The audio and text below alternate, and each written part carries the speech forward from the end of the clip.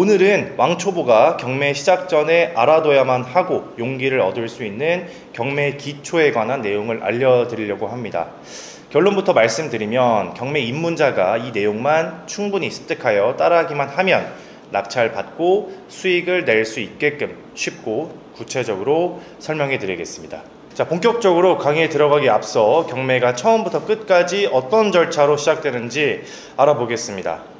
첫 번째, 물건 검색. 두 번째, 권리 분석. 세 번째, 임장. 자, 네 번째, 입찰. 다섯 번째, 잔금 납부. 여섯 번째, 명도. 일곱 번째, 수리. 그리고 마지막, 매도 혹은 임대. 통상적으로 이 순서로 진행됩니다. 이 단어들이 낯선 분들도 있을 거고 익숙한 분들도 있을 테지만 낯선 분들은 걱정하지 마시고 제가 쉽게 풀어서 설명해 드릴 테니 같이 한번 보시죠. 우리가 경매 시작하기 전에 해야 할 일이 있습니다. 그것은 바로 현재 나의 투자 가용 자금이 얼마인지 파악하는 것인데요. 현금 보유량, 그리고 혹시나 주식 계좌에 돈이 있다면 얼마나 충당할 것인지 명확히 적어두고 그 다음에 투자를 시작하시기 바랍니다. 이는 투자의 기본이고 기준이 되는 시점이라고 생각하기 때문에 반드시 경매 투자 시작하시기 전에 나의 투자 가용 자금이 얼마인지 파악하고 시작하시기 바랍니다. 자, 우리 첫 번째 물건 검색부터 보면 개인적으로 경매를 처음 입문하는 분이나 경험이 많지 않은 분들께는 아파트 투자를 먼저 시작하라고 추천드립니다. 그 이유는 빌라, 상가, 오피스텔보다 리스크가 적고 환금성이 좋기 때문에 입문자가 시도하기에 부담이 적습니다. 또한 중요한 이유 중 하나는 다른 부동산보다 구조적으로 간단해서 쉽습니다. 투자 가용 자금을 우리가 확인했다면 이제 관심 지역을 추려볼 텐데요. 현재 내가 거주하고 있는 지역도 좋고 평소 많이 자주 가던 관심 있던 지역도 괜찮습니다. 저는 현재 인천에 거주하고 있으니 인천 지역을 같이 보겠습니다. 자, 부동산 지인 사이트 이렇게 들어와서 지역 아파트 탭을 들어갑니다. 먼저 인천 지역을 선택을 해서 검색을 눌러줍니다. 자, 이렇게 내리다 보면 자, 이런 식으로 매매 가격의 그래프, 연도별 그래프와 전세 가격의 그래프를 이렇게 알 수 있습니다. 2022년에 고점을 찍고 하락을 한 뒤에 다시 서서히 반등을 하는 모습을 그려주고 있는 인천 지역입니다. 자, 추가적으로 위쪽에 이렇게 가격을 클릭하면 인천 지역에는 총 8개 구가 있습니다. 그래서 이렇게 연수구부터 가격이 어느 지역이 높은지 어느 동네가 높게 형성되어 있는지를 파악할 수가 있습니다. 이렇게 상급지를 파악하는 이유는 상급지일수록 투자 금액은 많이 들어가겠지만 그 안에서 저렴한 물건을 찾을 수 있고 또한 사람이 몰려서 매도나 혹은 전세, 임대를 주기 쉽다는 장점이 있습니다.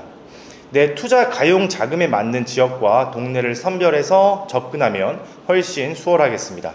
그리고 부동산 지인 사이트에서 또 하나 체크해야 되는 것이 있는데요. 바로 입주 물량입니다. 자, 이 위에 수요 입주 탭에 들어와서 자, 마찬가지로 인천 아파트 검색을 눌러주면 자, 이렇게 수요와 입주에 관련된 그래프가 연도별로 나와 있습니다. 부동산의 가격의 핵심 요인은 바로 공급 물량입니다. 대부분의 아파트는 민간 건설사에서 공급하는데요. 또한 아파트를 짓는데 최소 3년의 시간이 걸립니다. 공급이 부족하다면 당연히 아파트 가격은 상승 가능성이 높을 수밖에 없고요. 그리고 공급이 넘친다면 아파트 가격은 하락할 가능성이 있습니다. 내가 관심 있는 지역의 공급 물량이 어떠한지도 함께 파악한 후에 공부를 하고 경매를 한다면 훨씬 더 넓은 시야를 가지고 접근하실 수 있을 겁니다. 자, 이렇게 시장의 흐름도 파악을 했고 본격적으로 경매 물건을 찾아볼 건데요. 저는 옥션원이라고 하는 유료 사이트를 이용하고 있습니다. 먼저 옥션원에 들어가서 내가 관심 있던 지역인 인천 서구 그리고 아파트 클릭해서 자, 이렇게 아래에 보면 쭉 경매 물건들이 기일 날짜별로 나타나 있습니다. 저는 입찰 가능한 금액대의 물건이 보이면 이와 같이 기일 날짜별로 기록해 두었습니다. 자, 이렇게 한번 보시면 제가 2025년 4월 경매 물건을 분석한 내용인데요.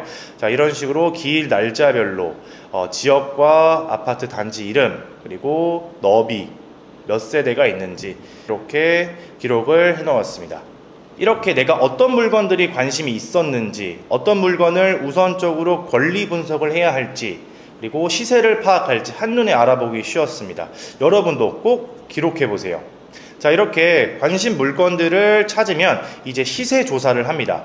네이버 부동산을 활용해서 거래가 활발하게 되는 물건인지, 얼마의 실거래가 되는지, 현재 매물들의 호가는 얼마인지를 파악하여 매도를 할 때 수익은 얼마나 가져갈 수 있는지를 알 수 있고, 전세 금액도 파악하여 내가 임대를 내놓을 때 실투자금이 얼마나 될지 파악할 수 있습니다. 자, 이렇게 네이버 시세까지 파악을 했고요. 이 물건이 법적으로 안전한 물건인지 따지는 과정인 권리 분석 단계에 들어갑니다. 간단하게 말씀을 드리면 권리 분석이란 말 그대로 권리를 분석하는 것인데요. 대표적으로 등기부등본 권리 분석과 매각 물건 명세서 권리 분석을 해야 합니다. 등기부등본 권리 분석에서는 말소 기준 권리를 알고 있어야 되는데, 말소 기준 권리에는 4가지가 있습니다. 자, 근저당, 가압류, 담보가 등기, 강제경매 기입 등기.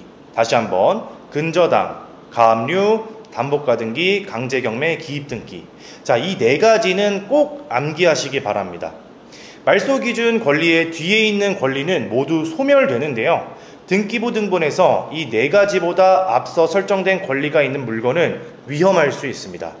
따라서 초보자분들은 항상 권리 분석을 할 땐 말소 기준 권리가 가장 앞에 설정되어 있는지 확인하시기 바랍니다. 옥션원 사이트에서 같이 보면, 자, 이와 같이 근저당이 먼저 설정되어 있죠. 이런 물건들은 우선적으로 검토하시기 바랍니다. 또한 이렇게 대항력이라고 적혀 있는 물건도 있는데, 이 물건들은 매각 물건 명세서에서 확인 가능합니다. 매각 물건 명세서는 임차인에 대한 권리 분석을 할 수 있습니다. 따라서 대항력이 설정된 물건도 피하시는 게 좋습니다. 이렇게 권리 분석까지 마치고 법적으로도 깔끔한 물건인지 파악한 뒤엔 직접 내가 낙찰받을 물건지에 가서 현장 답사를 합니다. 투자할 만한 가치가 있는 물건인지, 주변 상권은 어떠한지, 단지에 아이들이 살고 있는지 등등 모두 기록해 둡니다.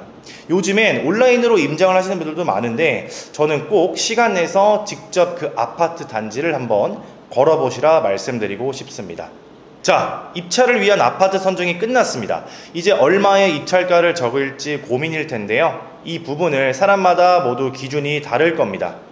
하지만 꼭 말씀드리고 싶은 건, 우리는 낙찰 자체가 목적이 아닌 싸게 사는 것이 목적입니다. 따라서 입찰가를 높이 써서 매번 낙찰을 받는 것보다 100건 중 1건 싸게 낙찰 받는다는 생각으로 임하는 마인드가 더 중요하다는 겁니다. 한번 낙찰 받아 누구는 직장인 연봉 수준의 수익을 거둡니다.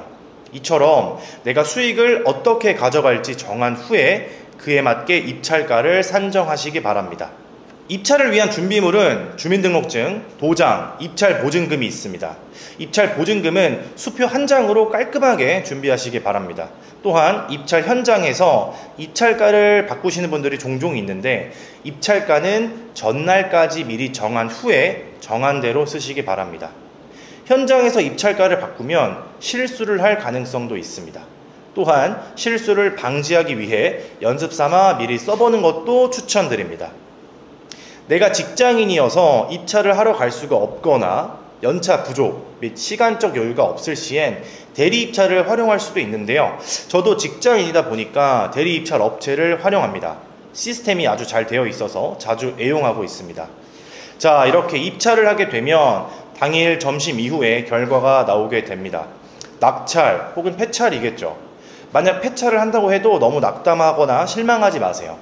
투자 가치가 있는 물건은 언제든 나오고, 폐찰한 물건을 나와 인연이 없던 물건이라고 생각하시고 다음 물건 입찰을 위한 준비를 하시는 것이 멘탈에 좋습니다. 또한 아까 말씀드렸죠. 100건 중 1건 낙찰 받겠다라는 마인드로 가셔야 됩니다. 또한 낙찰을 받으셨다면 축하드립니다. 이제 수익을 위한 여정인데요. 잔금 납부와 명도, 수리를 거쳐 수익화까지 이어집니다. 다음 단계에 대해선 다음 강의에서 이어 진행하겠습니다. 시청해주셔서 감사드리고 여러분의 경매 입문에 도움이 되었길 바랍니다.